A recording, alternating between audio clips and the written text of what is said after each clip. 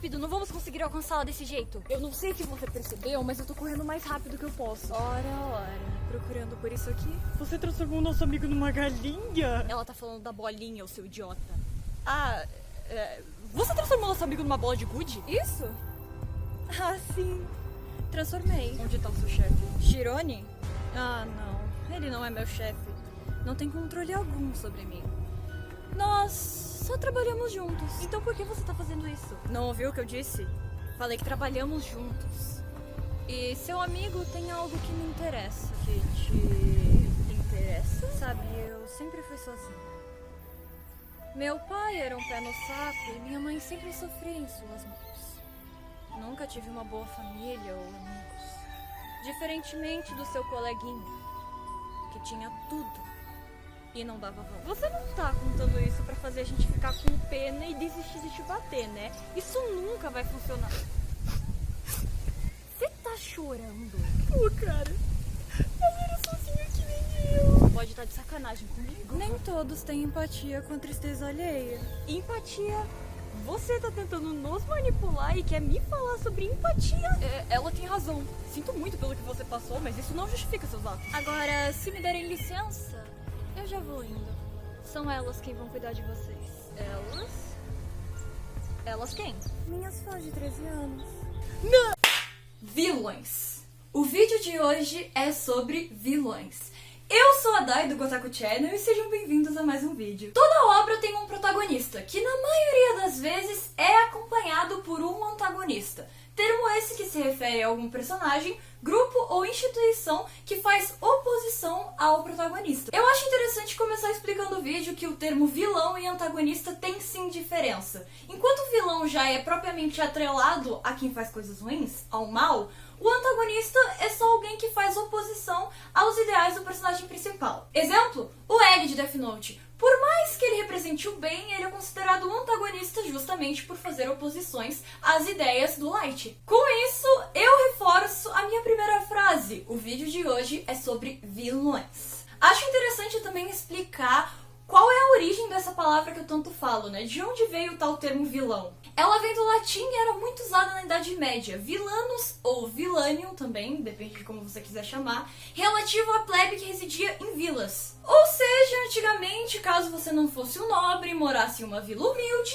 você era considerado um vilão. Uma teoria que eu acabei refletindo enquanto eu pesquisava sobre a etimologia dessa palavra foi que, ao longo do tempo, ela foi perdendo o sentido de alguém não ser nobre no sentido econômico, mas sim ser nobre no sentido do coração, tipo alguém que tem coração nobre, talvez? Começando a ser usada para se referir a alguém que faz coisas malvadas ou é muito cruel. Geralmente a gente não tem muita informação sobre quando ou como uma palavra trocou de significado, mas eu acho que essa explicação deixa as coisas um pouco mais simples. Casos não raros de acontecer são que as pessoas gostem dos vilões da ficção.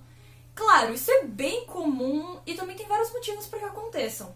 Um deles é explicado num vídeo simplesmente maravilhoso da youtuber Jay Mello, mais especificadamente sobre psicopatas e o porquê eles são tão populares. Nesse vídeo ela acaba citando sobre a teoria da quebra do filtro. Que, em resumo, quando por exemplo você vê uma pessoa em frente de um lago e você pensa, e se eu desse uma bicuda e fizesse ela cair dentro d'água?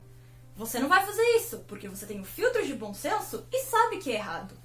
Diferentemente de um psicopata, ou aplicando pro caso desse vídeo, diferentemente de um vilão, que sabe que isso é errado e mesmo assim iria lá e faria. Outro ponto interessante é que a gente tem diversos exemplos em animes, séries, filmes, livros, onde o vilão é extremamente bonito, carismático, com a personalidade bem construída, o que faz com que as pessoas gostem deles. E é claro que isso é proposital. Vilões são manipuladores, eles querem que você acredite no que eles dizem. E quando eles conseguem cativar não só os personagens da obra, mas o público também, eu acho que a gente tem que dar um ponto a mais pros autores, porque afinal de contas, os vilões concluíram um dos objetivos deles. Mais uma coisa que faz as pessoas simpatizarem com os vilões e serem cativadas por eles são as suas histórias. E aqui chegamos no ponto principal que eu queria apresentar nesse vídeo.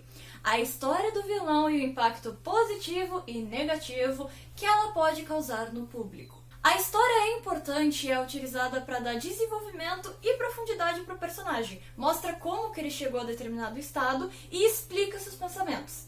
Lembrando, dê ênfase em explica, não justifica. Por parecer sinônimos, eles não são. Caso por alguma cargas d'água você decida pesquisar a palavra justificar no dicionário, você vai se dar de cara com dois significados. O primeiro deles é dar fundamento a algo ou explicar. Ou seja, sinônimo de explicar. Mas eu gostaria que vocês atentassem ao segundo significado, que é como eu vou usar o termo pelo resto do vídeo, que é provar a inocência de. Algo engraçado é que caso você desça e procure os sinônimos ligados, você vai encontrar a palavra defender. Enquanto isso, caso você colocar o verbo explicar, seus significados serão tornar claro ou inteligível, o que é obscuro ou ambíguo, e expor, explanar, fazer entender algo ou dar explicação sobre. Dando um exemplo mais claro, quando você usa a história do vilão para justificar suas ações, é como se você dissesse, ele pode fazer isso porque sofreu no passado. Já quando você usa para explicar, é como se dissesse, ele faz isso e sofreu no passado. É comum que, quando é mostrada determinada história pelo ponto de vista do vilão, sejamos induzidos a gostar dele, porque afinal de contas a gente acaba entendendo um pouco mais sobre o personagem e isso o torna cativante. Às vezes, mostrar o outro lado da moeda nos instiga a pensar sobre as nossas próprias ações e o que a gente tem feito ao longo da nossa vida. Boku no Hero Academia é uma obra que mostra muito bem isso. E o que vai te tornar um herói ou um vilão? As pessoas lidam de jeitos diferentes com seus traumas. Eu não sou psicóloga nem nada do gênero, mas eu acredito que isso já chegou a ser um consenso geral.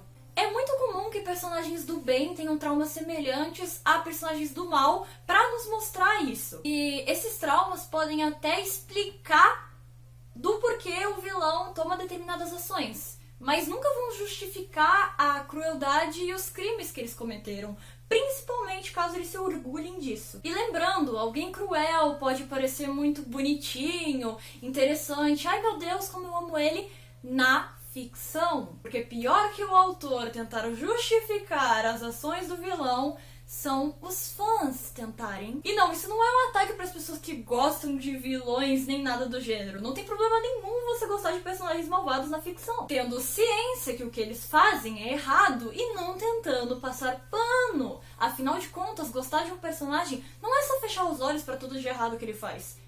Principalmente se ele for um vilão que tá lá pra fazer coisas ruins e maldade, e esse é o papel dele, né? Se torna um problema a partir do momento que você começa a romantizar as crueldades que ele faz e não sabe separar a realidade da ficção. Porque aí é que entra um problema muito grande, as pessoas que não sabem separar as duas coisas. Aquele tipo de gente que fala que tem o mesmo mindset do Light Yagami. Nesse caso em específico, nós temos duas opções. Ou você é um adolescente de 13 anos que molda sua personalidade no seu protagonista favorito, ou, por favor, procura ajuda médica. Porque caso você realmente se identifique com algum vilão ou goste de alguém com características desse gênero, aí sim a gente tem um problema bem maior. Esse é o principal ponto negativo de você mostrar a história do vilão. Pra obra sempre vai ser bom, porque vai agregar cada vez mais. Mas quando se trata dos fãs, tem alguns que simpatizam demais e começam a defender as atitudes dele, usando de justificativa o que ele passou. Algo que é completamente distorcido da mensagem que o autor realmente queria passar e fora da nossa realidade. Pois bem, é aqui que eu me despeço de vocês. Eu espero que vocês tenham gostado do vídeo, porque eu particularmente me diverti muito gravando e eu vou tentar trazer mais vídeos que tenham essa introdução dinâmica no início. Muito obrigada por assistirem até aqui. Caso você for novo, não se esqueça de se inscrever, dar like, comentar, enfim. Muito obrigada e vejo vocês no próximo vídeo. Sayonara, mina!